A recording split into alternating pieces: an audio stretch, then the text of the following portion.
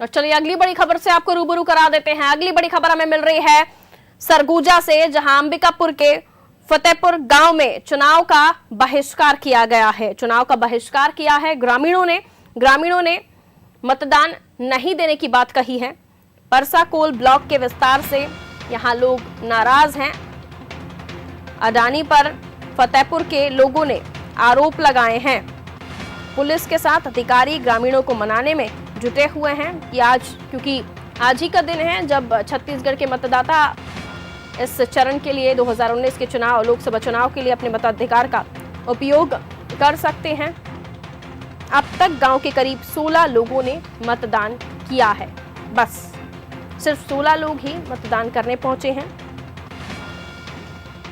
लेकिन पूरा का पूरा गांव इस वक्त मतदान नहीं करने की बात कर रहा है। बहिष्कार किया है उन्होंने इस चुनाव का। तो चुनाव का बहिष्कार किया है। सरगुजा के अंबिकापुर के फतेहपुर गांव में चुनाव का बहिष्कार हुआ है। ग्रामीणों को समझाने के लिए पुलिस के तमाम अधिकारी और ग्रामीणों के साथ कुछ वरिष्ठ जन भी पहुंचे हैं। मनाने की कोशिश की जा रही है, लेकिन देखिए किस तरह से एक धरने के रूप में यहाँ लोग बैठ गए हैं कि वो चुनाव में भागीदारी नहीं देंगे। परसाकोल ब्लॉक के विस्तार से ग्रामीण नाराज हैं। नाराजगी की अलग अलग वजह निकलकर सामने आती हैं, लेकिन यहाँ इनकी जो वजह है वो है परसाकोल ब्लॉक का विस्तार, जिससे नाराज हैं और वोट ना देने की बात कह रहे हैं।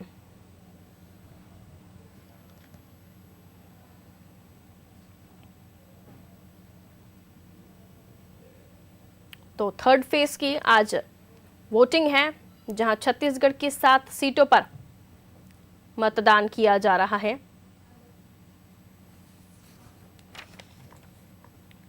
और इस मतदान में एक तस्वीर ये भी जहां बहिष्कार किया जा रहा है। बुजुर्ग महिलाएं भी यहां पहुंच रही हैं। एक तरफ हमने देखा तो दूसरी तरफ पूरा का पूरा गांव एक होके बैठा है कि वो मतदान नहीं करेगा।